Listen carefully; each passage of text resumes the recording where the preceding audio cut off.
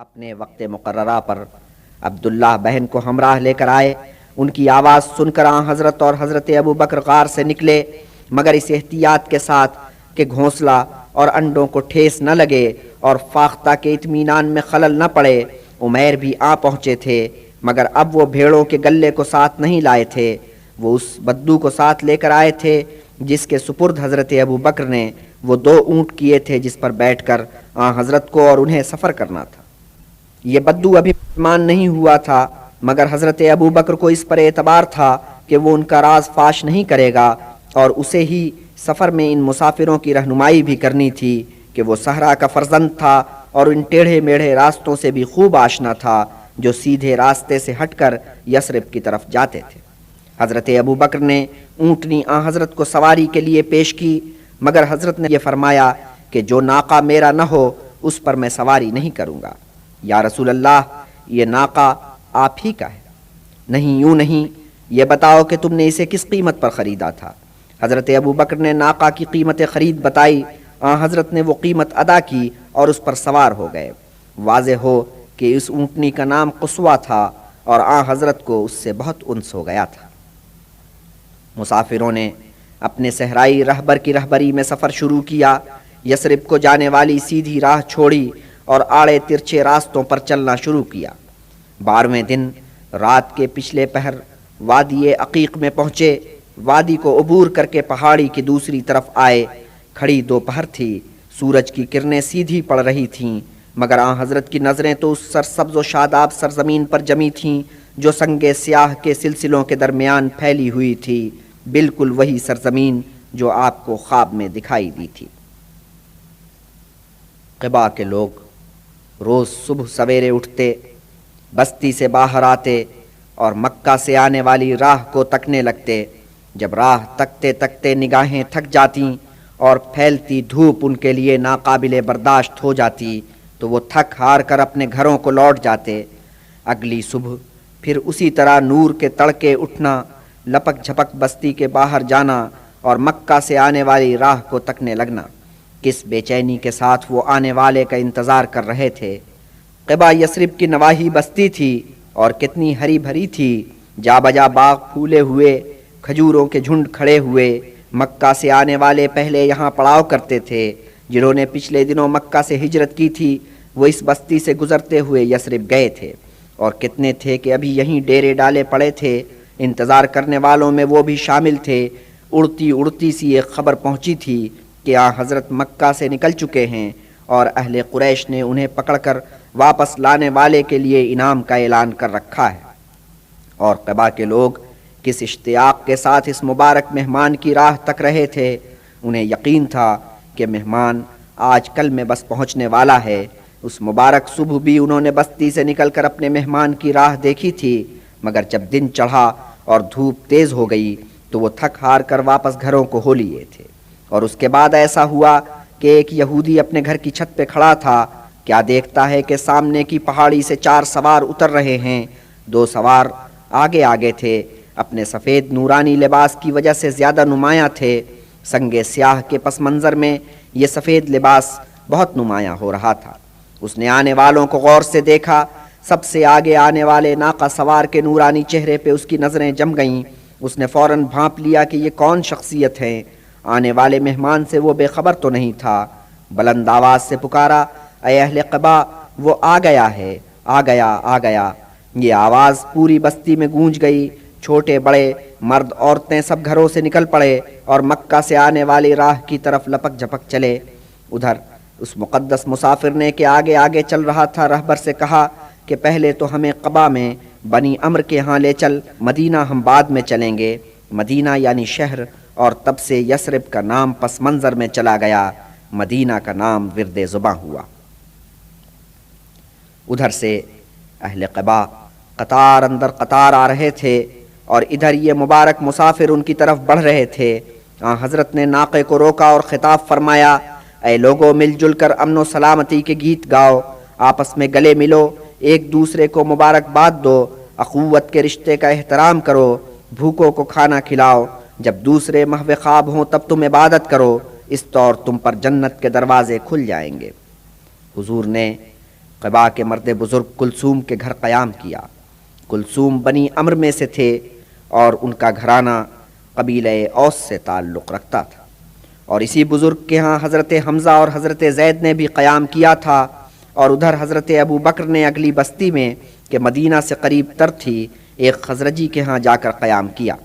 1.5-2 دن بعد حضرت علی بھی آن پہنچے اور آن حضرت کے ساتھ کلثوم ہی کے گھر پر قیام پذیر ہوئے۔ آن حضرت کے جانے کے بعد وہ 3 دن تک مکہ میں رہے تھے، اور آن حضرت کے پاس جس جس کی امانت تھی اسے اس کی امانت پہنچاتے رہے تھے۔ لوگ جوق در جوق آ رہے تھے اور حضور کا دیدار کر رہے تھے۔ مشتاقان دید کا ایک ہجوم تھا، اس ہجوم میں کتنے ہی یہودی بھی تھے جنہیں عقیدت کا جذبہ نہیں، ایک تجسس یہاں کھینچ لایا تھا۔ مگر ایک مشتاق دید ایسا آیا جس کی سج دھج سب سے الگ تھی۔ اصفہان کی ایک بستی کا باسی، آگے زرتشت کے مذہب کا ماننے والا تھا، مگر شروع جوانی میں شام کا سفر کیا اور وہاں جا کر عیسائی ہو گیا۔ نام اس کا سلمان تھا۔ کتنے راہبوں کے حلقے معتقدین میں شامل رہا۔ آخری مرشد وہ راہب تھا جس نے بستر مرگ پر پڑے پڑے اسے آگاہ کیا کہ اے سلمان، وہ وقت قریب ہے جب ایک پیغمبر ظہور کرے گا۔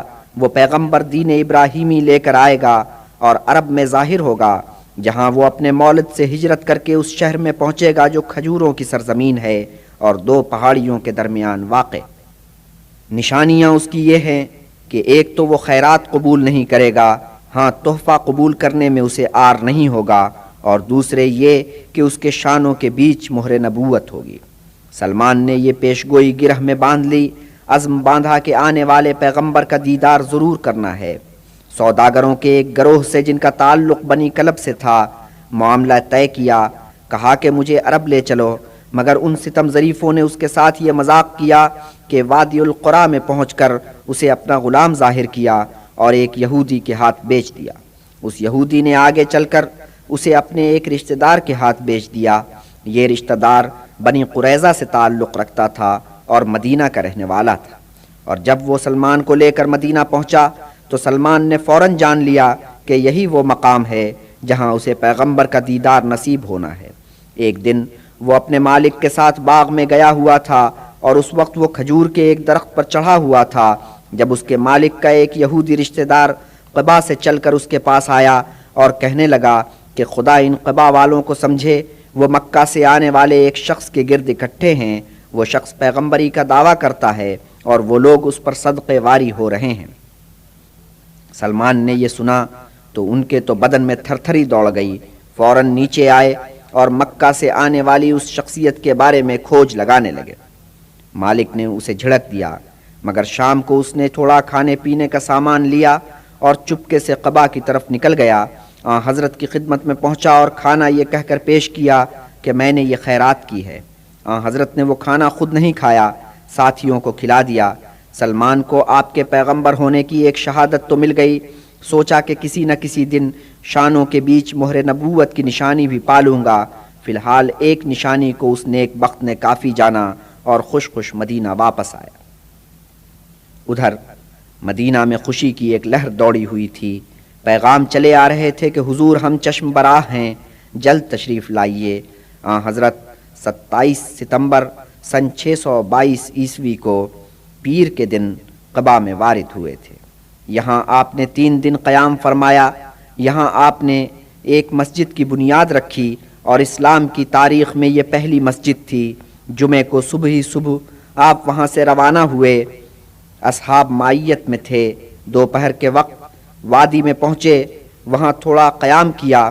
بنی سالم کے ساتھ کے قبیلے خزرج سے تعلق رکھتے تھے، نماز ادا کی۔ اس نئے دیس میں آپ کی یہ پہلی نماز جمعہ تھی۔ یہاں کتنے لوگ آپ کے استقبال کے لیے آئے ہوئے تھے، ان میں بنی نجار کے بھی کچھ لوگ تھے جو آپ کے عزیز رشتہ دار ہوتے تھے۔ نماز جمعہ کے بعد سواری باد بہاری مدینہ کی طرف چلی۔ آپ اپنے ناقہ قصوہ پہ سوار تھے، دوسرے اصحاب اپنے اپنے اونٹوں پہ سوار۔ دائیں بائیں اوس و خزرج کے جوان شمشیر بکف چل رہے تھے۔ یہ گارڈ آف آنر بھی تھا، اور پھر یہ جتانا بھی مقصود تھا کہ ہم نے حضور کی حفاظت کا جو پیمان کیا ہے اس پر ہم کاربند ہیں۔ پورے رستے میں لوگ قطار اندر قطار کھڑے تھے، خوش ہو کر چلا رہے تھے، رسول اللہ تشریف لے آئے، رسول اللہ تشریف لے آئے۔ اونٹنی کس شان کے ساتھ آہستہ آہستہ چل رہی تھی، کبھی کھجوروں کے درختوں کے درمیان، کبھی مکانوں کے درمیان، رفتہ رفتہ گھنی آبادی والے کوچوں میں داخل ہوئی، ایک کوچے سے دوسرے کوچے میں، دوسرے کوچے سے تیسرے کوچے میں۔ بچے بڑے، مرد عورتیں، ایک خلقت تھی کہ امڈی ہوئی تھی اور راہ میں آنکھیں بچھا رہی تھی۔ ہر مکین کس ذوق و شوق سے آگے بڑھتا اور التجا کرتا کہ حضور اتریے اور غریب خانے کو رونق بخشیے۔ کتنی مرتبہ کسی ایک معتبر شخص نے بڑھ کر یا کسی ٹولی نے گرد جمع ہو کر قصویٰ کی مہاریں تھام لیں۔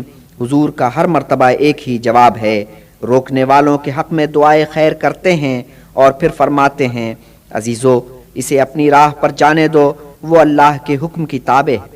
اونٹنی چلتے چلتے اس کوچے میں مڑ گئی جہاں بنی خزرج کے وہ لوگ رہتے تھے جن کا تعلق بنی عدی سے تھا اور جو آن حضرت کے قریبی عزیزوں میں سے تھے۔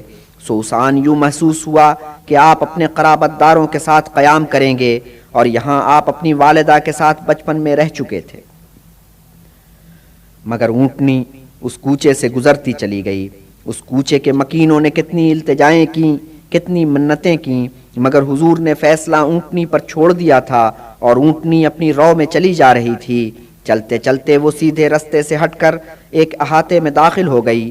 یہ اچھا خاصا بڑا احاطہ تھا، کچھ کھجور کے درخت کھڑے تھے، ایک عمارت نظر آ رہی تھی کہ کھنڈر بن چکی تھی، ایک گوشہ کھجوروں کو سکھانے کے لیے مخصوص نظر آتا تھا۔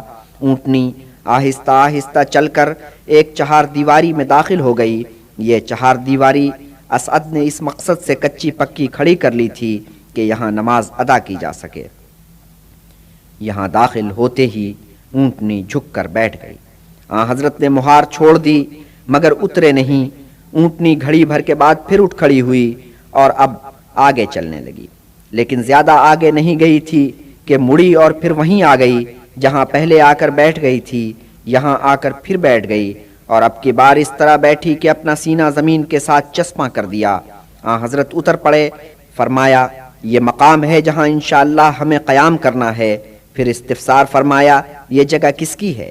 اوف کے بھائی معاذ نے بڑھ کر عرض کی کہ یہ جگہ دو یتیم لڑکوں سہل اور سہیل کی ملکیت ہے۔ ان یتیم لڑکوں کے سرپرست اسد تھے۔ حضرت نے اسد کو ہدایت کی کہ ان لڑکوں کو میرے پاس لاؤ۔ سہل اور سہیل دونوں وہاں موجود تھے، فوراً مؤدب ہو کر سامنے آن کھڑے ہوئے۔ آپ نے فرمایا میرے عزیزو کیا تم یہ احاطہ میرے ہاتھ بیچنا پسند کرو گے؟ اگر تمہاری یہ منشا ہے تو پھر اس کی قیمت بتاؤ۔ سہل اور سہیل نے کہا یا رسول اللہ یہ زمین ہم آپ کی نظر کرتے ہیں، مگر حضرت نے یہ زمین نظر کے طور پر لینا گوارا نہیں کی۔ اسد سے بات کی، جو قیمت طے ہوئی وہ ادا کر دی۔ یہاں قریب ہی ابو ایوب خالد رہتے تھے، ادھر خریداری کا یہ معاملہ طے ہو رہا تھا، ادھر وہ اونٹنی سے حضرت کا سامان اتار رہے تھے۔ یہ سامان اتار کر وہ اپنے گھر لے گئے۔ اتنے میں اسی قبیلے کے دوسرے لوگ خدمت میں حاضر ہوئے اور التجا کی کہ آپ ہمیں میزبانی کا شرف عطا کیجیے۔ آپ نے فرمایا کہ جس کے پاس میرا سامان ہے اسی کا میں مہمان ہوں۔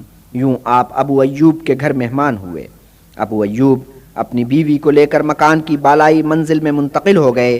نچلی منزل میں حضرت نے قیام کیا اور قصویٰ کو اسد اپنے مکان کے احاطہ میں لے گئے کہ وہ بھی یہاں سے 4 قدم کے فاصلے پر تھا۔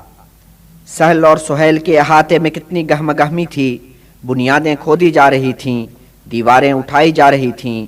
مدینہ والے، مکہ سے آئے ہوئے مہمان اور خود حضور رسول مقبول صلی اللہ علیہ وسلم بلا امتیاز مقام و مرتبہ سب ہی کام میں جتے ہوئے تھے۔ کوئی اینٹیں ڈھو رہا ہے، کوئی گارا تیار کر رہا ہے، کوئی دیوار میں اینٹیں چن رہا ہے۔ یہ قطع زمین کب سے ویران پڑا تھا، کھجور کے چند درخت درمیان میں ایک تباہ عمارت کے جانے کب سے تباہ چلی آ رہی تھی، مگر اب اچانک اس قطع کی قسمت بدلی۔ مکہ سے کیسے مہمان آئے کہ زمین کے اس ٹکڑے کو 4 چاند لگ گئے۔ نئی تعمیر کا نقشہ بن رہا تھا، کھنڈر صاف کیا جا چکا تھا، کھجور کے درخت کاٹے جا چکے تھے، ان کے پتوں سے چھت پاٹی جائے گی، ان کے تنے شہتیر کے طور پر کھڑے ہو کر اس چھت کو سہارا دیں گے۔ ایک مسجد کا ڈول ڈالا جا رہا تھا۔ مدینہ میں انقلابی عمل شروع ہو چکا تھا۔ اب مدینہ میں خالی مدینہ والے نہیں تھے، مکہ سے ایک بڑا گروہ چل کر یہاں پہنچ چکا تھا، اور جو نئی زندگی یہاں شروع ہو رہی تھی اس میں تن من سے برابر کا حصہ لے رہا تھا۔ حضرت نے اہل مدینہ کو انصار کا خطاب عطا کیا، مکہ سے آنے والوں کو مہاجرین کہا۔ بے شک انصار نے مہاجرین کی بہت تواضع کی، مگر یہ مسئلہ اپنی جگہ تھا کہ ان دو گروہوں کو کس طرح ایک رشتے میں گوندھا جائے اور ملی یکجہتی پیدا کی جائے۔ حضرت نے ایک طریقہ نکالا کہ ہر مہاجر کو کسی انصار کے ساتھ اور ہر انصار کو کسی مہاجر کے ساتھ بھائی بنا دیا۔ البتہ اپنے آپ کو اس سلسلے سے الگ رکھا، کیونکہ اگر انصار میں سے کسی ایک کو بھائی بنا لیتے تو دوسرے سمجھتے کہ اسے ان پر ترجیح دی گئی ہے۔ سو جب کتنے انصار کتنے مہاجروں کو اور کتنے مہاجر کتنے انصار کو اپنا بھائی قرار دے چکے تو آپ نے حضرت علی کا ہاتھ پکڑا اور فرمایا کہ میرا بھائی علی ہے۔ خیر انصار اور مہاجرین تو اس طور شیر و شکر ہو گئے، مگر مدینہ کے معاشرے میں ایک عنصر اور بھی تھا، یہ یہودی تھے۔ ان کا اپنا الگ مذہب تھا، اس لیے جس طرح مہاجر و انصار آپس میں شیر و شکر ہو گئے تھے اس طرح یہودی تو نہیں ہو سکتے تھے۔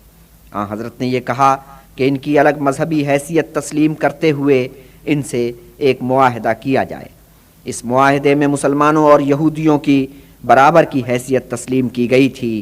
یہ طے ہوا کہ اگر کسی یہودی کے ساتھ زیادتی ہو تو مسلمان اور یہودی دونوں مل کر اس زیادتی کا تدارک کریں اور اس کا حق اسے دلوائیں۔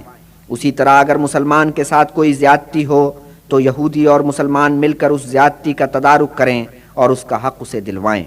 اگر کفار سے جنگ چھڑ جائے تو یہودی اور مسلمان مل کر ان کا مقابلہ کریں، اور جب صلح کی نوبت آئے تو یہ نہ ہو کہ مسلمان یا یہودی الگ ان سے صلح کر لیں، دونوں مل کر صلح کریں۔ اگر مسلمانوں اور یہودیوں کے درمیان کوئی جھگڑا اٹھ کھڑا ہو تو رسول اللہ کو واسطہ بنا کر اللہ تعالیٰ سے رجوع کیا جائے۔ اس معاہدے میں واضح طور پر یہ شرط نہیں رکھی گئی تھی کہ یہودی باضابطہ طور پر حضرت کو خدا کا رسول تسلیم کریں، مگر دستاویز میں جہاں جہاں حضرت کا حوالہ آیا تھا آپ کے لیے رسول اللہ کا لقب استعمال کیا گیا تھا۔ یہودیوں نے سیاسی مصلحتوں کے تحت یہ معاہدہ کیا اور ساری شرائط تسلیم کر لیں۔ انہیں یہ نظر آ رہا تھا کہ اس وقت مدینہ میں حضرت سب سے زیادہ با اثر اور مقتدر شخصیت ہیں، اور یہ اثر و اقتدار ابھی اور بڑھتا دکھائی دے رہا تھا، تو ان کے لیے یہ شرائط قبول کرنے کے سوا کوئی چارہ نہیں تھا۔ مگر وہ آپ کو خدا کا رسول کیسے مان لیتے؟ یہ گروہ ایک احساس برتری میں مبتلا تھا، اس کے تصور میں یہ کیسے آ سکتا تھا کہ پیغمبر یہودیوں کے علاوہ کسی دوسرے گروہ میں بھی ظہور کر سکتا ہے؟ تو ظاہری طور پر انہوں نے حضرت سے تعلقات خوشگوار رکھے، لیکن تہہ دل سے انہوں نے آپ کی ذات کو قبول نہیں کیا۔ جب وہ غیر مسلم عربوں کو حضرت کی رسالت میں شک کرتا ہوا پاتے تو فوراً ان کی ہاں میں ہاں ملاتے۔ مدینہ کے عربوں کا حوال یہ تھا کہ وہ تیزی سے مسلمان ہوتے چلے جا رہے تھے، مگر یہ مسلمان مکہ کے مسلمانوں سے رویے میں بہت مختلف تھے۔ اصل میں مدینہ میں آ کر اسلام کو ایک نئی صورتحال سے دوچار ہونا پڑا۔ مکہ میں اسلام کسی طاقت کا مظہر نہیں تھا، وہاں مسلمان ہونا نقصان کا سودا تھا۔ جو مسلمان ہو جاتا اسے بہت کچھ کھونا پڑتا تھا اور اہل قریش کا ظلم و ستم سہنا پڑتا تھا۔ سو وہاں جو شخص مسلمان ہوتا تھا اس کے خلوص میں شک نہیں کیا جا سکتا تھا، مگر مدینہ میں آ کر اسلام ایک طاقت بن گیا۔ اب مسلمان ہونا گھاٹے کا سودا نہیں رہا، مسلمان ہونے میں لوگوں کو فائدہ نظر آنے لگا۔ سو کتنے محض دنیاوی مصلحتوں کے تحت مسلمان ہو گئے، اندر سے بدلے نہیں، باہر سے اسلام کا لبادہ اوڑھ لیا۔ اس طرح منافقوں کا ایک گروہ پیدا ہو گیا۔ اسلام کی مکی دور میں منافق کا تصور نہیں کیا جا سکتا تھا۔ اس کردار نے مدینہ کے حالات میں پرورش پائی، اور کتنے ایسے تھے کہ ایمان ان کا پختہ نہیں تھا، ڈھلم الیقین تھے، مگر منافقوں کے باوجود مدنی عربوں کی زندگی میں ایک انقلاب رونما ہوا۔ سب سے بڑا واقعہ یہ ہوا کہ ان کے قبائلی جھگڑے ختم ہو گئے۔ کہاں قبیلے ایک دوسرے کے خلاف چھریاں تیز کرتے رہتے تھے، کہاں اب وہ گھل مل کر بسر کر رہے تھے، مگر یہ اتحاد و یکجہتی کی فضا یہودیوں کو گوارا نہیں ہو سکتی تھی۔ اس سے ان کی قدر و قیمت بہت گھٹ گئی۔ جب قبیلے آپس میں لڑتے تھے تو فریقین انہیں اپنی طرف ملانے کی کوشش کرتے تھے سو وہ ایک اچھی خاصی تیسری طاقت بن جاتے تھے اور ان کے وارے نیارے ہو جاتے تھے۔ اب جو قبائلی جھگڑے ختم ہوئے تو ان کی یہ حیثیت ختم ہو گئی، ان کے مفادات خطرے میں پڑ گئے۔ دور بھی نگاہیں دیکھ رہی تھیں کہ یہ لوگ اپنے اتحاد اور اسلام کی طاقت کے ساتھ زور پکڑتے چلے جائیں گے، پھر یہودیوں کی حیثیت کیا رہ جائے گی۔ ان حالات میں بنی قنیقاع کے ایک شاطر سیاستدان نے عجیب چال سوچی۔ ایک نوجوان کو کہ خوش آواز تھا، یہ مشن سونپا کہ انصار کی محفل میں جا کر وہ نظمیں سناؤ جو بنی خزرج اور بنی اوس کے شاعروں نے زمانے جنگ میں لکھی تھیں۔ ان نظموں کی صورت یہ تھی کہ اپنے قبیلے کے سورماؤں کی تعریف و توصیف، جنگ میں کام آنے والوں کا مرثیہ، مخالف قبیلے پر لعن طعن، بزدلی کے طعنے، انتقام کی دھمکیاں۔ جب اس نوجوان نے انصار کی محفل میں جا کر یہ نظمیں پڑھیں تو اوس اور خزرج دونوں پر ان کا عجب اثر ہوا۔ پورا قبائلی ماضی ان کے تصور میں زندہ ہو گیا، لگے ایک دوسرے پر آوازیں کسنے۔ نوبت یہاں تک پہنچی کہ لڑنے مرنے پر تل گئے، نیاموں سے شمشیریں نکل آئیں، کمانوں میں تیر جڑ گئے۔ ادھر جنگ کا یہ پورا نقشہ جم چکا تھا، ادھر کسی درد مند مسلمان نے جا کر آن حضرت کو یہ خبر سنائی۔ آن حضرت نے مہاجرین کے گروہ کو ساتھ لیا اور موقع واردات پر جا پہنچے اور یوں مخاطب ہوئے کہ اے مسلمانوں، اللہ اللہ، کیا تم پھر وہی کچھ کرو گے جو زمانہ جاہلیت میں کیا کرتے تھے؟ دراں حالے کہ میں تمہارے درمیان موجود ہوں اور خدا تعالیٰ نے تمہارے سینوں کو نور ایمان سے منور کر دیا ہے اور کفر و ضلالت کے گڑھے سے تمہیں نکال لیا ہے اور اتحاد و اتفاق کی برکت سے نوازا ہے اور عزت و توقیر بخشی ہے۔ حضرت کے یہ الفاظ سن کر اوس و خزرج کے جوانوں کو اچانک احساس ہوا کہ وہ ہوش و حواس کھو کر کس راہ پر چل پڑے ہیں۔ ندامت سے ان کے سر جھک گئے، آنکھوں سے آنسو جاری ہو گئے، تلواریں نیاموں میں چلی گئیں اور پھر ایک دوسرے سے وہ گلے مل گئے۔ بنی خزرج اور بنی اوس بالعموم مسلمان ہو چکے تھے، لیکن کوئی ابھی تک اپنی ضد پر قائم تھا۔ ان میں عبداللہ ابن ابی خاص طور پر قابل ذکر ہے۔ یہ شخص اپنے علاقے میں بہت اثر و رسوخ کا مالک تھا۔ حضرت کا یہاں ورود ہوا تو اسے اپنا اثر گھٹتا نظر آیا، اس وجہ سے وہ حضرت پر بہت خار کھانے لگا، مگر آدمی گھننا تھا، اپنی نفرت کو ظاہر نہیں ہونے دیتا تھا۔ ایک دفعہ ابل پڑا، سعد ابن عبیدہ بیمار ہوئے تو حضرت ان کی عیادت کو چلے۔ راستے میں عبداللہ ابن ابی کی حویلی پڑتی تھی اور اس وقت وہاں مجلس جمی تھی، قبیلے کے لوگ اکٹھے تھے، درمیان میں ابن ابی بیٹھا تھا۔ حضرت نے اسے دیکھا تو ازراہ شائستگی اپنی سواری سے اتر پڑے، اس کے پاس گئے، مزاج پرسی کی، چند قرآنی آیات پڑھیں اور اسے قبول اسلام کی دعوت دی۔ ابن ابی بولا، اچھا ہو کہ تم اپنی جگہ پہ بیٹھے رہا کرو، جو تمہارے پاس جائے اسے شوق سے واز سے نوازو، لیکن جو تمہارے پاس نہیں جاتا اس پر کیوں اپنے پند و نصائح کا بوجھ لادتے ہو اور کیوں اس کی مجلس میں آ کر برہمی پیدا کرتے ہو؟ اس پر اہل مجلس میں سے ایک بولا کہ نہیں، آپ ہماری مجلسوں میں ضرور آئیں، ہمارے گھر تشریف لائیں، ہم آپ کو سر آنکھوں پر بٹھائیں گے اور آپ کی باتیں سنیں گے۔ یہ شخص جس نے یہ بات کہی عبداللہ ابن رواحہ تھا، جس پر ابن ابی کو بہت بھروسہ تھا۔ اس یار عزیز کے تیور دیکھ کر عبداللہ ابن ابی نے بھانپ لیا کہ اب مزاحمت بے سود ہے، سو اس دن سے اس نے چپ سادھ لی اور پھر اس نے دیکھا کہ اس کا اثر زائل ہوتا چلا جا رہا ہے، سو اس نے یہ سوچ کر کہ اس کا اثر بالکل ہی ختم نہ ہو جائے اسلام قبول کر لیا، مگر مسلمانوں میں وہ اپنا اعتبار پیدا نہ کر سکا۔ اس کی شہرت ایک منافق کی شہرت تھی، سو کوئی خلوص نیت کے ساتھ اسلام کے دائرے میں داخل ہوا، کسی نے مصلحتاً اسے قبول کیا۔ بہرحال اسلام کا حلقہ اثر وسیع ہوتا چلا جا رہا تھا۔ ادھر مسجد کی تعمیر جاری تھی اور اسی دوران حضرت اسد کا انتقال ہو گیا۔ یہ وہ شخصیت تھی جو حضرت مصعب کی میزبان بنی تھی اور جس نے ان کے ساتھ مدینہ میں اسلام کے لیے بہت زمین ہموار کی تھی۔ شاید حضرت اسد کی تدفین کے موقع پر ہی سلمان فارسی کو دوسری بار حضرت سے باریابی کا شرف حاصل ہوا تھا، اور سلمان فارسی نے بعد میں کسی موقع پر ابن عباس سے ملاقات کی تفصیل بتائی اور یوں بیان کیا، میں حضور کی خدمت میں آداب بجا لایا اور پھر میں نے آپ کے گرد چکر کاٹا کہ شاید کسی طور پر مہر نبوت نظر آ جائے، اور حضور کو علم تھا کہ میرا مقصود کیا ہے، سو آپ نے اپنا لبادہ اتار کر الگ رکھ دیا۔ میں نے آپ کی پشت پر نظر ڈالی اور جس طرح میرے مرشد نے بتایا تھا بالکل اسی طرح مہر نبوت مجھے دکھائی دی۔ میں نے جھک کر اسے بوسہ دیا اور میں نے گریہ کیا۔ تب رسول اللہ صلی اللہ علیہ وسلم نے مجھے آگے آ کر بیٹھنے کو کہا۔ میں آگے آ کر مؤدب ہو بیٹھا اور اپنا پورا قصہ سنایا، اور آپ مسرور ہوئے کہ ان کے اصحاب نے بھی یہ قصہ سن لیا ہے۔ پھر میں نے اسلام قبول کر لیا۔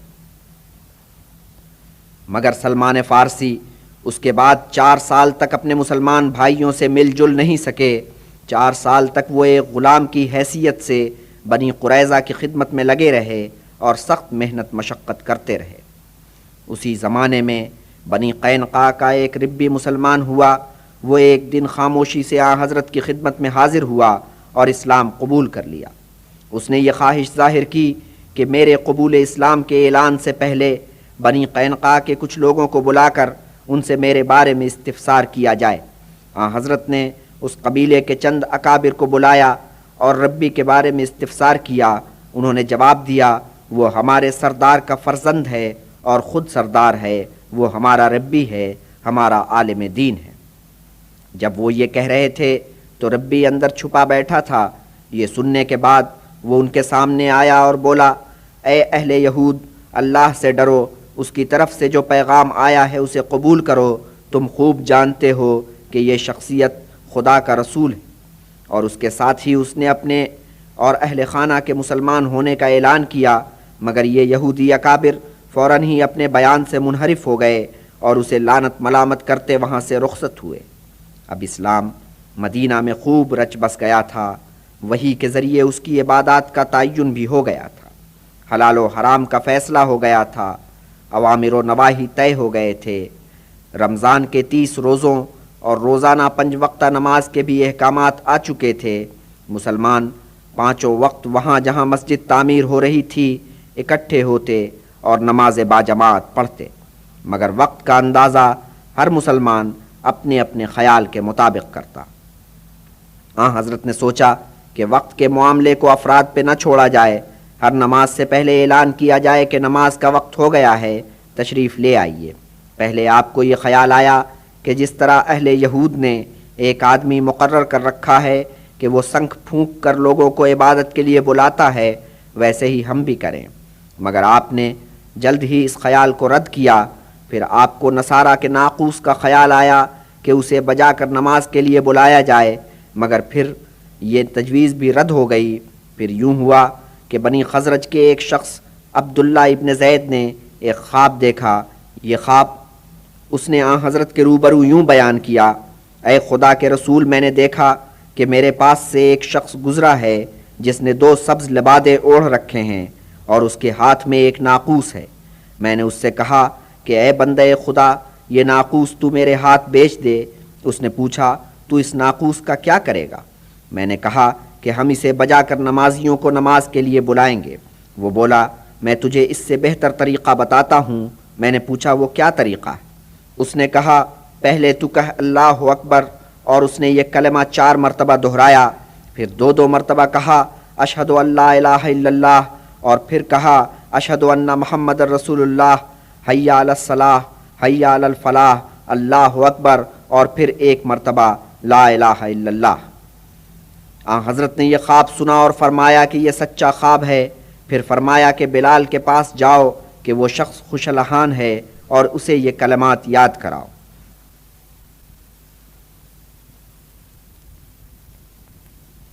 کے قریب سب سے اونچا مکان بنی نجار کی ایک بی بی کا تھا۔ حضرت بلال روز نور کے تڑکے اس گھر کی چھت پہ جا بیٹھتے۔ جب انہیں مشرق میں افق پر سفیدی نظر آتی تو کھڑے ہو کر اذان دیتے۔ ایک زمانہ تھا کہ مسلمان اہل قریش کے ظلم سہتے تھے اور چپ رہتے تھے۔ اب زمانہ اور تھا۔ اب اہل قریش کو مسلمانوں کی طرف سے یہ اندیشہ رہتا تھا کہ کہیں وہ ان کے قافلوں پر حلہ تو نہیں بول دیں گے۔ مکہ سے شام کو جانے والے قافلے مسلمانوں کی زد میں تھے۔ یہ قافلے تجارت کی غرض سے موسم بہار میں اور موسم گرما کے ابتدائی دنوں میں روانہ ہوتے تھے۔ اسی زمانے میں مکہ اور شام کے درمیان تجارتی سرگرمی زوروں پر ہوتی تھی۔ یہ قافلے مدینہ کی نواح سے ہو کر گزرتے تھے، سو اب جب کہ مسلمان مدینے میں اکٹھے ہو گئے تھے اور ایک طاقت بن گئے تھے، ان قافلوں کا سفر محفوظ نہیں رہا تھا۔ مدینہ کی طرف سے ان قافلوں کی روک ٹوک شروع ہو چکی تھی۔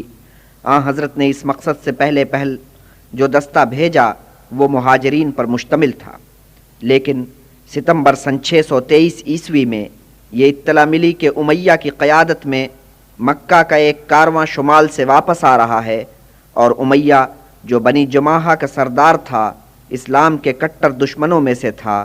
جس کارواں کا وہ پاسبان بنا ہوا تھا وہ بہت لمبا چوڑا تھا، 2500 اونٹ قیمتی ساز و سامان سے لدے پھندے اس کے جلو میں چل رہے تھے، 100 مسلح آدمی ہمراہ تھے۔ اس کارواں سے نمٹنا خالی مہاجرین کے بس کا نہیں تھا۔ حضرت نے بنفس نفیس اس مہم کی سربراہی کی۔ آپ کے ہمراہ 200 جوان تھے، ان میں نصف تعداد انصار کی تھی، لیکن جو اطلاع موصول ہوئی تھی وہ ناکافی تھی، سو یہ کارواں بچ کر نکل گیا، مقابلہ ہی نہیں ہو پایا۔ 3 ماہ بعد ایک اور قافلے کے گزرنے کی اطلاع ملی۔ یہ قافلہ ابو سفیان کی سربراہی میں شام کی طرف جا رہا تھا، مگر یہ اطلاع بھی قدرے دیر سے ملی۔ حضرت اپنے آدمیوں کے ساتھ جب عشیرہ کے مقام پر پہنچے تو یہ قافلہ آگے نکل چکا تھا۔ کوئی بات نہیں، اس قافلے کو واپس بھی تو آنا تھا اور اسی راہ سے گزرنا تھا۔ ابھی تک قریش کے کسی قافلے سے مسلمانوں کی کوئی جھڑپ نہیں ہوئی تھی، مگر قریش کو خطرے کا احساس تھا۔ وہ اس واقعے سے غافل نہیں تھے کہ یثرب ان کے دشمنوں کا اڈا بن چکا ہے، مگر وہ یہ سمجھ رہے تھے کہ صرف شمال کی طرف جانے والے قافلوں کے لیے خطرہ ہے، جنوب کی طرف جانے والے راستوں کو وہ محفوظ سمجھتے تھے۔ ان کی یہ خوش فہمی جلد دور ہو گئی۔ حضرت کو خبر ملی کہ مکہ سے ایک تجارتی قافلہ یمن کے لیے روانہ ہوا ہے۔ آپ نے عبداللہ ابن جہش کو 8 مہاجروں کے دستے کے ساتھ روانہ کیا اور ہدایت کی کہ طائف اور مکہ کے درمیان پہنچ کر ان کی گھات میں بیٹھ جائیں۔ حضرت نے انہیں قافلے پر حملہ کرنے کی کوئی ہدایت نہیں کی تھی، بس ان کی خبر رکھنے اور لانے کی ہدایت کی تھی۔ مطلب یہ معلوم کرنا تھا کہ جنوب کی طرف جانے والے قافلوں کی حفاظت کے کتنے انتظامات ہوتے ہیں۔ وہ رجب کا مہینہ تھا جو سال کے 4 واجب الاحترام مہینوں میں شمار ہوتا تھا۔ مسلمانوں کا یہ دستہ منزل مقصود پر پہنچا، شاہراہ کے قریب ہی ایک جگہ گھات لگا کر بیٹھ گیا۔ زیادہ وقت نہ گزرا تھا کہ قریش کا ایک مختصر سا قافلہ ان کے قریب سے بے خبری میں گزرتا چلا گیا۔ تھوڑے فاصلے پر جا کر اس نے پڑاؤ کیا۔ اونٹ پر کشمش، چمڑا اور دوسری اشیاء لدی ہوئی تھیں۔ اب عبداللہ اور ان کے رفقا شچو پنج میں پڑ گئے کہ کیا کریں کیا نہ کریں۔ حضرت نے تو صرف ان کی خبر لانے کا فریضہ انہیں سونپا تھا، مگر آپ نے جنگ سے منع بھی نہیں کیا تھا اور ماہ حرام کا بھی کوئی حوالہ نہیں دیا تھا۔ انہوں نے اس قافلے میں 2 آدمیوں کو تاڑ لیا تھا۔ یہ بنو مخزوم سے تھے اور اسلام سے سخت بیر رکھتے تھے۔ یہ رجب کی آخری تاریخ تھی۔ سورج کے غروب ہونے کے بعد شعبان کا مہینہ شروع ہو جانا تھا، جو واجب الاحترام مہینوں میں شمار نہیں ہوتا تھا، یعنی اس مہینے میں جنگ کی کھلی چھٹی تھی، مگر اس وقت تک تو قافلہ کہیں آگے نکل چکا ہوگا۔ آخر بہت پس و پیش کے بعد انہوں نے قافلے پر حلہ بول دیا۔ پہلے ہی تیر میں قافلے کا ایک آدمی ڈھیر ہو گیا۔ بنی مخزوم کے ایک فرد عثمان نے اور ایک آزاد غلام حکم نے خود کو حوالے کر دیا، مگر عثمان کا بھائی نوفل بچ کر نکل گیا۔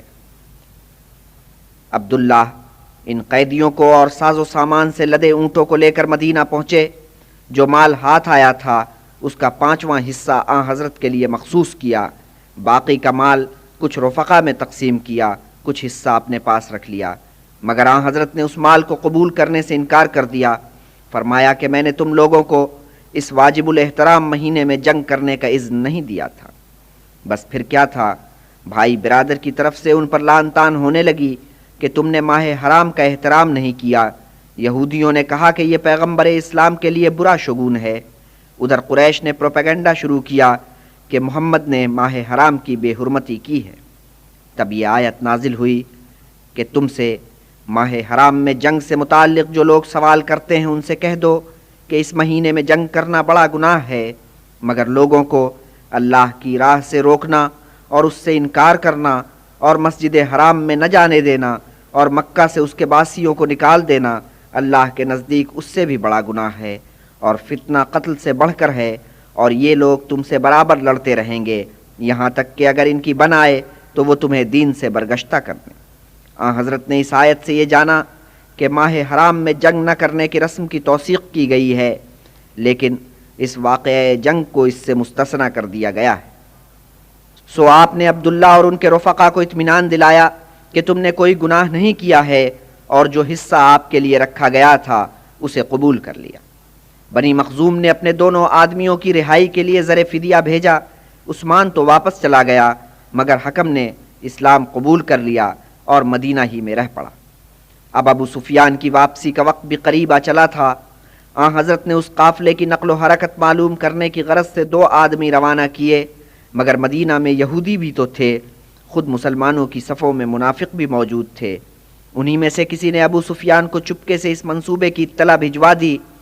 ابو سفیان نے جھٹپٹ ایک آدمی مکہ کی طرف دوڑایا کہ اہل قریش کو صورتحال سے مطلع کرے، اور خود اس نے اس طرح سفر شروع کیا کہ دن رات ایک کر دیے۔ ادھر حضرت نے ہرکاروں کی واپسی کا انتظار نہیں کیا، انصار و مہاجرین کا ایک لشکر ترتیب دیا اور چل پڑے۔ یہ لشکر 503 افراد پر مشتمل تھا۔ سواری کے نام 70 اونٹ اور 3 گھوڑے تھے۔ ایک ایک اونٹ پر 3 4 افراد باری باری سوار ہو کر سفر کرتے تھے۔ سفید پرچم مصعب کے ہاتھ تھمایا گیا کہ وہ عبدالدار کے قبیلے سے تھا، اور جب قریش جنگ پر جایا کرتے تھے تو علمداری کا فریضہ اسی قبیلے کو سونپا جاتا تھا۔ ہراول دستہ آگے آگے، اس کے پیچھے حضرت کی سواری کے آگے 2 سیاہ علم، ایک انصار کے نام کا ایک مہاجرین کا۔ انصار کے نام کا علم سعد ابن معاذ کے ہاتھ میں، مہاجرین کا علم حضرت علی کے ہاتھ میں۔ ادھر مکہ کا حوال یہ تھا کہ ابھی ابو سفیان کا بھیجا ہوا آدمی وہاں نہیں پہنچا تھا، مگر حضرت کی پھوپھی عاتقہ نے ایک رات عجیب خواب دیکھا کہ لرز اٹھیں۔ دل نے کہا کہ قریش پر کوئی تباہی آنے والی۔ انہوں نے اپنے بھائی عباس کو بلایا اور خواب بیان کیا۔ اے بھائی عباس، میں نے خواب دیکھا کہ ایک آدمی اونٹ پر سوار چلا جاتا ہے، وادی میں جا کر رکا، بڑی آواز سے پکارا کہ اے بے دینو، یہاں سے بھاگو، تباہی آنے والی ہے، 3 دن کے اندر اندر تمہارا تختہ ہو جائے گا۔ اور میں نے دیکھا کہ لوگ اس کے گرد اکٹھے ہو رہے ہیں۔ پھر وہ وادی سے چلا اور مسجد میں پہنچا، لوگ اس کے پیچھے پیچھے تھے۔ مسجد میں پہنچ کر اس نے پھر وہی صدا لگائی۔ پھر اس کا اونٹ چلتے چلتے کعبہ کی چھت پر چڑھ گیا۔ کعبہ کی چھت پر پہنچ کر وہ بڑی آواز سے پکارا اور وہی الفاظ دہرائے۔ پھر اونٹ کوہ ابو قبیس پر چڑھ گیا۔ چوٹی پر کھڑے ہو کر اس شخص نے پھر وہی سناونی سنائی۔ پھر اس نے ایک چٹان اکھاڑ کر نیچے لڑکا دی۔ چٹان لڑھکتی لڑھکتی جب نیچے پہنچی تو ٹکڑے ٹکڑے ہو گئی۔ یہ ٹکڑے مکہ کے مکانوں سے ٹکرائے اور مکان ڈھیر ہوتے چلے گئے۔ عباس یہ خواب سن کر مشوش ہوئے۔ انہوں نے اپنے دوست عتبہ ابن ولید کو یہ خواب سنایا۔ عتبہ ابن ولید نے اپنے باپ ولید کے سامنے یہ خواب دہرایا۔ ہوتے ہوتے پورے شہر میں اس خواب کا چرچا ہو گیا۔ ابو جہل تک بھی یہ خبر پہنچی۔ اس نے عباس کی موجودگی میں بڑے تمسخر آمیز انداز میں کہا، اے عبد المطلب کے بیٹو، تمہاری یہ خاتون پیغمبرانی کب سے بن گئی؟ کیا تمہارے مرد پیغمبری کے دعوے کے لیے کافی نہیں ہیں کہ عورتوں نے بھی یہ شروع کر دیا؟ عباس سے تو کوئی جواب بننا پڑا، مگر اگلے دن ابو جہل کو اپنی بات کا جواب خود بخود مل گیا۔ کوہ ابو قبیس کی کھائیاں اور چوٹیاں ایک اونچی پکار سے گونج اٹھیں۔ یہ بنی غفاری کے فرزند زمزم کی پکار تھی، جسے ابو سفیان نے پیغام دے کر بھیجا تھا۔ پکار سن کر لوگ گھروں سے نکل پڑے اور جا کر اس کے گرد اکٹھے ہو گئے۔ ابو سفیان نے اس خدمت کے لیے اسے اچھا معاوضہ ادا کیا تھا، اس نے بھی اپنی طرف سے حق ادا کیا۔ اس نے سارے طور ایسے اختیار کیے جن سے پتہ چلے کہ کوئی بڑی آفت ٹوٹ پڑی ہے۔ اونٹ پر وہ اس طرح بیٹھا کہ پشت اس کے منہ کی طرف اور منہ دم کی طرف، اپنا گریبان چاک کر رکھا تھا اور اونٹ کی ناک کو دوپارہ کر دیا تھا کہ اس سے خون ٹپک رہا تھا۔ اس ڈرامائی رنگ سے وہ نمودار ہوا اور یوں پکارا کہ اے اہل قریش، محمد اور اس کے ساتھی مال و اسباب سے لدے تمہارے اونٹ تم سے چھیننے والے ہیں۔ ابو سفیان تمہیں پکارتا ہے، المدد المدد۔ شہر میں ایک شور پڑ گیا، لشکر تیار ہونے لگا، ہر قبیلے کے دلیر لشکر میں شامل ہونے لگے، بس ایک بنو عدی نے حصہ نہیں لیا، اور ابو لہب نے یہ کیا کہ اپنی جگہ بنی مخزوم کے ایک شخص کو کہ اس کا مقروض تھا بھیج دیا۔ مگر قصہ یہ تھا کہ اس تجارتی قافلے میں تو بنی ہاشم اور بنی مطلب کا بھی مال و اسباب شامل تھا، اس لیے اس کی حفاظت کا فرض ان پر بھی عائد ہوتا تھا۔ چنانچہ بنی ہاشم اور بنی مطلب کے کچھ جوان طالب کی سرکردگی میں لشکر میں شامل ہوئے۔ عباس بھی اس دستے کے ساتھ تھے۔ شاید ان کی نیت یہ تھی کہ موقع واردات پر پہنچ کر فریقین میں افہام و تفہیم کرا دی جائے۔ امیہ ابن خلف کو بڑھاپے نے مار رکھا تھا، وہ اس مہم میں شمولیت سے کترا رہا تھا۔ عتبہ نے یہ دیکھا تو خوشبو لے کر اس کے پاس آیا اور کہا کہ اے امیہ، تو عورت نکلا، لے یہ خوشبو لگا کے گھر بیٹھ جا۔ امیہ بہت سٹپٹایا، بولا خدا تجھ سے سمجھے، اور طوعاً و کرہن تیاری کر کے لشکر میں جا شامل ہوا۔ ادھر آن حضرت نے مدینہ سے جنوب کی طرف جانے والی سیدھی راہ کو چھوڑا اور بدر کی طرف چل پڑے۔ آپ کا خیال تھا کہ بدر کے مقام پر ابو سفیان کے قافلے کو گھیرا جائے۔ آپ نے 2 جوانوں کو خبر لانے کے لیے پہلے ہی روانہ کر دیا تھا۔ یہ دونوں بدر کے مقام پر پہنچ کر ایک کنویں پر رکے۔ وہاں 2 لڑکیاں پانی بھرنے آئی ہوئی تھیں اور ذکر کر رہی تھیں کہ کل پرسوں میں ادھر قافلہ آنے والا ہے۔ ان ہرکاروں نے یہ بات گرہ میں باندھی اور بھاگم بھاگ آن حضرت کی خدمت میں پہنچے اور یہ اطلاع بہم پہنچائی، مگر ان کے جانے کے فوراً بعد یہاں ابو سفیان آن پہنچا۔ وہ قافلے کو پیچھے چھوڑ کر ادھر یہ جائزہ لینے آیا تھا کہ راستے میں کوئی خطرہ تو نہیں ہے۔ اس نے پوچھ گچھ کی تو کسی نے بتایا کہ یہاں 2 سوار آئے تھے اور کنویں کے قریب انہوں نے پڑاؤ کیا تھا۔ ابو سفیان پڑاؤ والی جگہ پر گیا، وہاں اسے اونٹ کی مینگنیاں پڑی نظر آئیں۔ اس نے ان مینگنیوں کو توڑا، اس کے اندر سے کھجور کی گٹھلیاں برآمد ہوئیں۔ ابو سفیان بڑبڑایا کہ خدا کی قسم، یہ تو یثرب کے اونٹوں کا چارہ ہے۔ وہ شتابی سے واپس ہوا۔ قافلے میں پہنچ کر اس نے طے کیا کہ راستہ بدل دیا جائے، سو اس نے بدر سے گزرنے والے راستے کو چھوڑا اور ساحل کے برابر سے گزرنے والی راہ پر پڑ لیا۔ آن حضرت جب بدر کے نواح میں پہنچے تو پتہ چلا کہ ابو سفیان تو بدر سے کنی کاٹ کر نکل گیا۔ اسی کے ساتھ یہ خبر ملی کہ قریش ایک پورا لشکر لے کر قافلے کی مدد کے لیے آ رہے ہیں۔ اب مسئلہ زیر بحث یہ تھا کہ یہاں سے واپس ہو لیں یا آگے بڑھتے چلے جائیں۔ آخر مقداد کھڑے ہوئے اور قطعی لہجے میں کہا، یا رسول اللہ، آپ کو اللہ تعالیٰ کی طرف سے جو حکم ملا ہے اسے بجا لائیں۔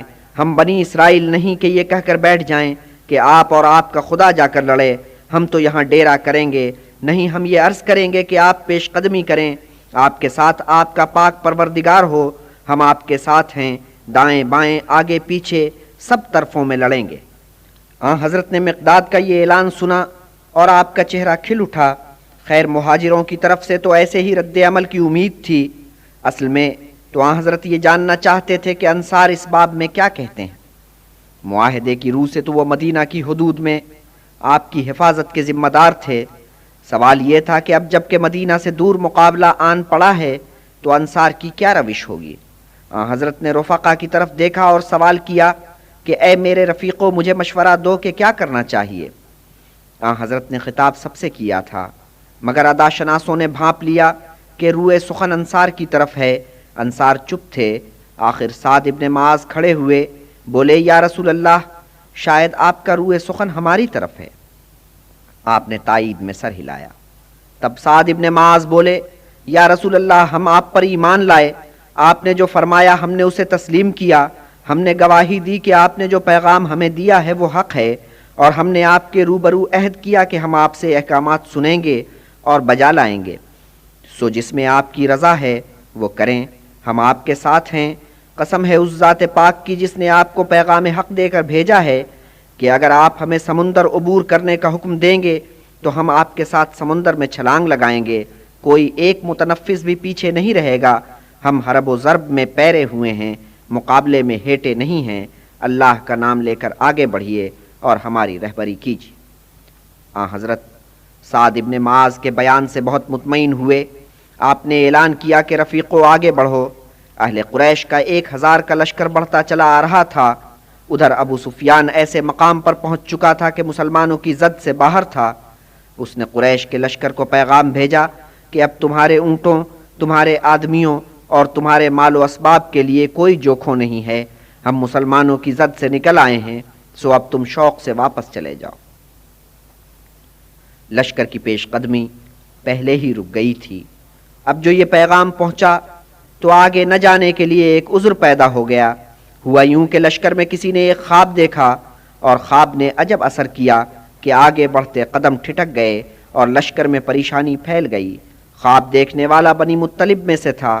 اس نے خواب یوں بیان کیا کہ میں کچھ سو رہا تھا، کچھ جاگ رہا تھا، کیا دیکھتا ہوں کہ ایک گھڑ سوار نمودار ہوا ہے، پیچھے ایک اونٹ چل رہا ہے۔ وہ رکا اور پکارا کہ لوگوں، عتبہ اور شیبہ قتل ہو گئے، ابو الحکم بھی، امیہ بھی۔ پھر میں نے دیکھا کہ اس نے اونٹ کی چھاتی میں خنجر بھونک دیا اور کھلا چھوڑ دیا۔ اونٹ بھاگ رہا تھا، اس کی چھاتی سے خون کا فوارہ چھوٹ رہا تھا۔ لشکر کا کوئی ڈیرا، کوئی خیمہ ایسا نہ بچا جس پر اس خون کے چھینٹے نہ پڑے ہوں۔ یہ وہ خواب تھا جس نے پورے لشکر کو بدحواس کر دیا تھا۔ ابو جہل نے یہ خواب سنا تو تمسخر آمیز لہجے میں کہا، اے لو مطلب کی اولاد میں ایک اور پیغمبر پیدا ہو گیا۔ واضح ہو کہ ہاشم اور مطلب قبیلوں کو بالعموم ایک ہی قبیلہ تصور کیا جاتا تھا، اور ابو جہل پر اس خواب کا رد عمل یہ ہوا کہ وہ اپنے عزم میں اور پکا ہو گیا۔ سب کو مخاطب کر کے کہا کہ خدا کی قسم ہم بدر میں جا کر دم لیں گے، اس سے پہلے ہمارے قدم نہیں مڑیں گے۔ وہاں ہم 3 دن ڈیرا کریں گے، اونٹوں کو ذبح کر کے دعوتیں اڑائیں گے اور خم لنڈھائیں گے اور رقص و نغمہ کی محفلیں بپا کریں گے۔ ابو جہل کے اس اعلان کے باوجود کچھ لوگ مکہ واپس چلے گئے۔ ان میں طالب بھی تھے، جنہوں نے اپنے قبیلے کے کچھ آدمیوں کو ساتھ لیا اور واپسی کی تیاری کرنے لگے۔ یہ دیکھ کر قریش نے تان و تشنیع شروع کر دی۔ کہا، اے بنی ہاشم، ہمیں تمہارا خوب پتہ ہے، تم ہمارے ساتھ آ تو گئے ہو مگر تمہارے دل محمد کے ساتھ۔ طالب نے یہ باتیں ایک کان سنی، دوسرے کان اڑا دیں اور وہاں سے واپس ہو لیے۔ ان کے بھائی عقیل رکے رہے، عباس بھی واپس نہیں گئے۔ اہل ایمان رات کو اطمینان سے سوئے۔ جب صبح کو جاگے تو ان کے چہرے پھول کی طرح کھلے ہوئے تھے۔ وہ جمعے کا دن تھا، رمضان المبارک کی 17 تاریخ سن 2 ہجری مطابق 17 مارچ سن 623 عیسوی۔ قریش کے لشکر نے نقل و حرکت شروع کر دی تھی۔ حضرت نے دیکھا کہ ایک بڑا لشکر گھوڑوں اور اونٹوں پر سوار بڑھتا چلا آ رہا ہے، اور آپ نے ہاتھ اٹھا کر دعا کی کہ اے پاک پروردگار، قریش غرور و تکبر کے نشے میں چور ہیں، تیرے منکر ہیں اور تیرے رسول کو جھوٹا بتاتے ہیں۔ اے رب العزت، جس نصرت کا تو نے ہم سے وعدہ کیا تھا اسے پورا کر۔ آج کی صبح ان کی تباہی کی صبح ہونی چاہیے۔ پھر آپ نے اٹھ کر اپنے لشکر کو سفارہ کیا۔ قریش کا لشکر آگے بڑھتے بڑھتے تالاب کے قریب آ گیا تھا۔ بنی مخزوم کا فرزند اسود گھوڑا دوڑاتا ہوا بالکل تالاب کے پاس آ گیا۔ حضرت حمزہ نے آگے بڑھ کر اس کا مقابلہ کیا اور ایسی ضرب لگائی کہ اس کی ٹانگ کٹ کر الگ جا پڑی۔ دوسری ضرب میں اس کا کام تمام کر دیا۔ تب لشکر قریش سے عتبہ نکلا اور مسلمانوں کو للکارنے لگا۔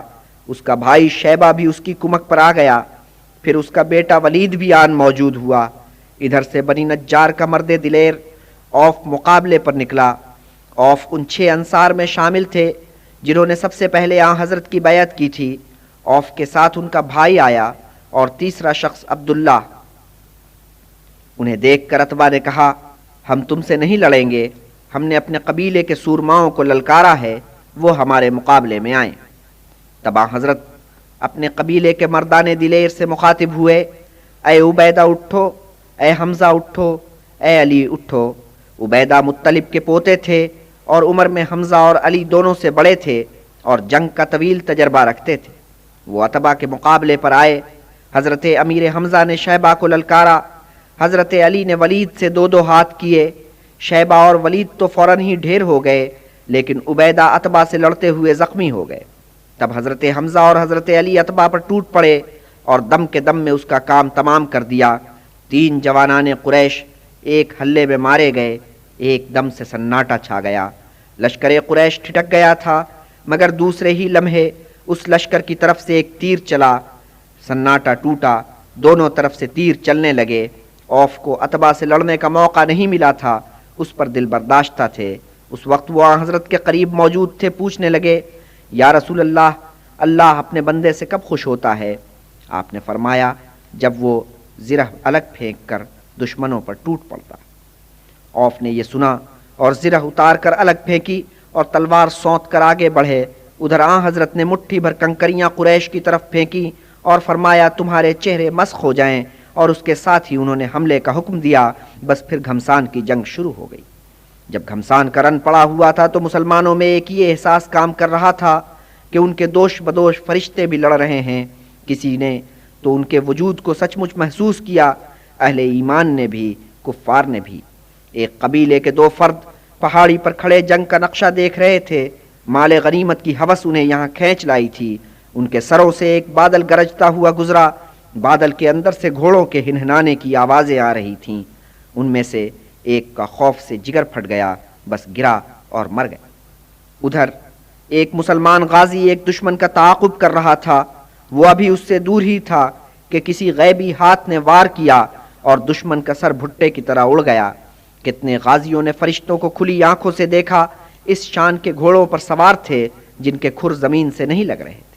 بہت جلد قریش کا دم خم جاتا رہا، لشکر بھاگ کھڑا ہوا، بس تھوڑے سورما ڈٹے رہے اور لڑتے رہے۔ ان میں سب سے بڑھ کر ابو جہل تھا جو بہت بے جگری سے لڑ رہا تھا۔ بالآخر اوف کے بھائی معاذ نے ایسا وار کیا کہ وہ نیچے آ رہا۔ ابو جہل کے بیٹے اکرما نے معاذ پر حملہ کیا اور اس کا بازو توڑ دیا۔ معاذ نے اپنے لٹکتے بازو کو جھٹک کر الگ کیا اور پھر لڑنا شروع کر دیا۔ ابو جہل گر پڑا تھا مگر ابھی اس میں جان باقی تھی۔ اوف کے دوسرے بھائی نے گزرتے گزرتے اسے دیکھا کہ ابھی تک زندہ ہے اور ایک کاری ضرب لگا کر آگے نکل گیا۔ قریش کے لشکر میں بھگدڑ پڑی ہوئی تھی۔ اس بھگدڑ میں بہت سے بچ کر نکل گئے، لیکن 50 کے لگ بھگ زد میں آ گئے۔ ان میں سے کچھ مارے گئے، کچھ شدید زخمی ہوئے، کچھ بھاگتے بھاگتے زد میں آئے اور ڈھیر ہو گئے، اور 50 ہی کے لگ بھگ پکڑے گئے اور قیدی بنا لیے گئے۔ پکڑے جانے والوں کے بارے میں ایک رائے یہ تھی کہ انہیں ٹھکانے لگا دیا جائے، مگر دوسری رائے غالب آئی کہ انہیں اسیر بنا لیا جائے اور فدیہ لے کر چھوڑا جائے۔ ہاں، ایک شخص کے بارے میں سب متفق تھے کہ اسے زندہ نہیں چھوڑنا چاہیے، اور وہ ابو جہل تھا۔ اس کی تلاش شروع ہوئی۔ عبداللہ ابن مسعود نے واپس میدان جنگ میں جا کر اسے ڈھونڈ نکالا۔ اس سخت جان میں ابھی جان باقی تھی اور اتنا ہوش تھا کہ اس نے عبداللہ ابن مسعود کو پہچان لیا۔ ابو جہل نے عبداللہ ابن مسعود کو کعبہ میں بآواز بلند قرآن کی تلاوت کرنے پر زد و کوب کیا تھا۔ بیچارے غریب آدمی جو تھے، ماں ان کی ایک لونڈی تھیں، اب عبداللہ کا پلہ بھاری تھا۔ انہوں نے ابو جہل کی گردن پہ پاؤں رکھ دیا۔ اس پر ابو جہل نے کہا کہ اے گڈریے، میری گردن پر پاؤں رکھ کر تو بلند ہو گیا ہے۔ پھر پوچھا کہ آج کے دن کون جیتا کون ہارا؟ عبداللہ ابن مسعود نے کہا اللہ اور اس کے رسول کی فتح ہوئی۔ پھر انہوں نے اس کا سر قلم کیا اور آن حضرت کے پاس لے گئے۔ امیہ ابن خلف کو بڑھاپے نے بے دست و پا کر دیا تھا۔ عبد الرحمن ابن عوف زرہیں بطور مال غنیمت لے کر جا رہے تھے۔ امیہ نے کہ اپنی سواری گم کر بیٹھا تھا عبد الرحمن کو آواز دی، اے عبد الرحمن، مجھے اسیر بنا لے، میں ان زرہوں سے زیادہ قیمتی اسامی ہوں۔ عبد الرحمن نے زرہوں کا بوجھ سر سے اتارا اور امیہ اور اس کے بیٹے کو قیدی بنا کر لے چلے، مگر راستے میں بلال مل گئے۔ انہوں نے جو اپنے سابق آقا کو، جس نے ان پر بہت ظلم کیے تھے، دیکھا تو ان کی آنکھوں میں خون اتر آیا۔ نعرہ لگایا کہ میرے ہوتے ہوئے یہ شخص زندہ نہیں رہ سکتا۔ عبد الرحمن نے بہت ٹوکا، مگر بلال نے جلال میں آ کر باپ بیٹے دونوں کا سر قلم کر دیا۔ اسیروں میں ایسے معززین بھی تھے جن کا آن حضرت سے قریبی رشتہ تھا۔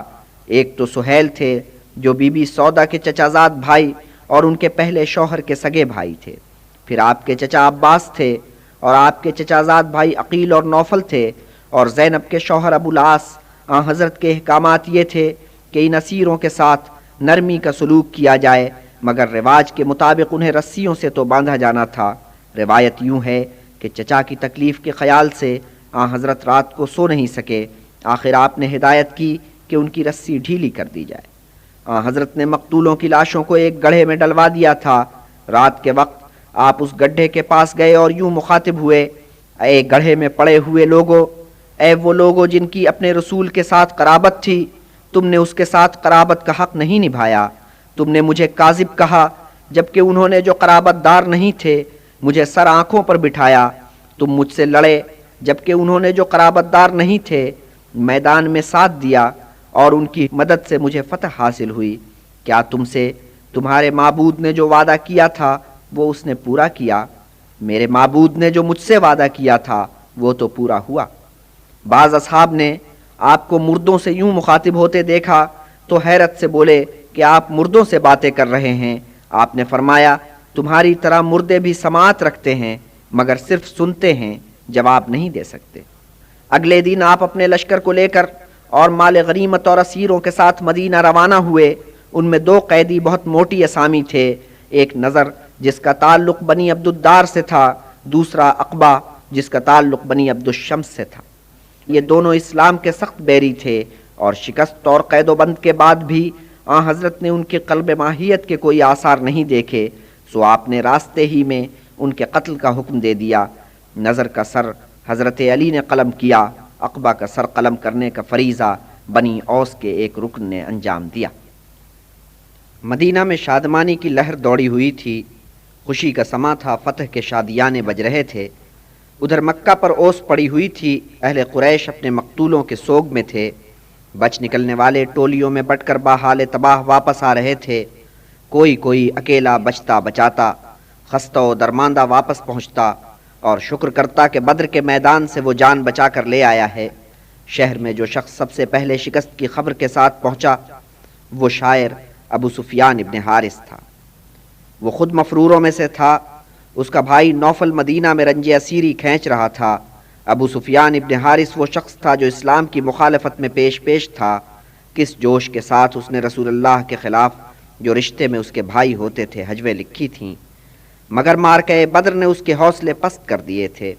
شہر میں داخل ہو کر وہ سب سے پہلے کعبہ پہنچا، وہاں ابو لہب کے رشتے میں اس کا چچا ہوتا تھا، شامیانہ زمزم کے سائے میں رونق افروز تھا۔ اس نے دیکھا کہ ابو سفیان تباہ حال مایوسی کی تصویر بنا چلا آ رہا ہے، اسے بلا کر پاس بٹھایا، پوچھا، اے بھتیجے کچھ سنا کہ بدر میں کیا گزری؟ اے میرے بزرگ، میرے پاس کہنے کے لیے اس کے سوا کچھ نہیں کہ ہم مقابلے میں اترے اور پیٹھ دکھا کر بھاگ کھڑے ہوئے، ہمارے قدم اکھڑ چکے تھے، انہوں نے جسے جی چاہا مار بھگایا، جسے جی چاہا اسیر بنا لیا، مگر میں اپنے لوگوں کو الزام نہیں دوں گا، ان بیچاروں کا خالی ان مسلمانوں سے مقابلہ نہیں تھا، ان کے مقابلے میں ایک پراسرار گروہ سفید پوشوں کا اترا ہوا تھا۔ یہ لوگ ابلق گھوڑوں پر سوار تھے اور زمین و آسمان کے بیچ چھائے ہوئے نظر آ رہے تھے۔